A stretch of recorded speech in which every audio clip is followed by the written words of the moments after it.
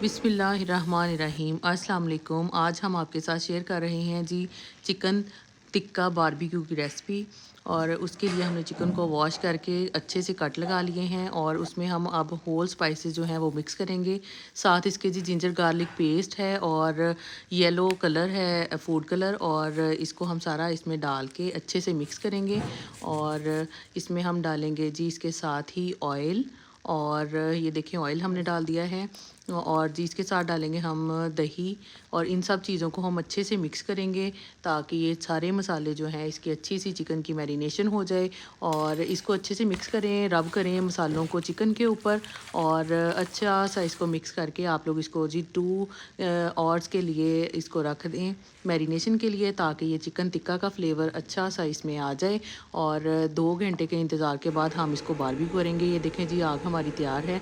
अब हम इसको लगाएंगे जालियों में और फिर हम इसको करते हैं बारबेक्यू। ये हमने बहुत ही मज़े का हम बारबेक्यू बनाते हैं अपने घर पर, और ये आप भी ट्राई करके देखिएगा, आप लोगों को बहुत पसंद आएगा इस रेसिपी के साथ। ये देखें कितना मज़े का लग रहा है यहाँ पे चिकन।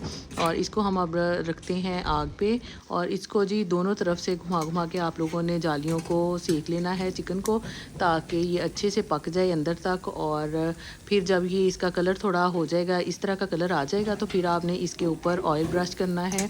और ये देखें कितना मज़े का कलर आया है येलो कलर के साथ। और ये देखें ऑयल ब्रश कर रहे हैं हम, और आहिस्ता आहिस्ता मतलब हल्का हल्का बस आपने ऑयल ब्रश करना है ताकि ये जी जूसी रहे। ये चिकन टिक्का हमारा तैयार हो गया था। आप लोग भी इसको ट्राई कीजिएगा। Thanks for watching. अल्लाह हाफिज़।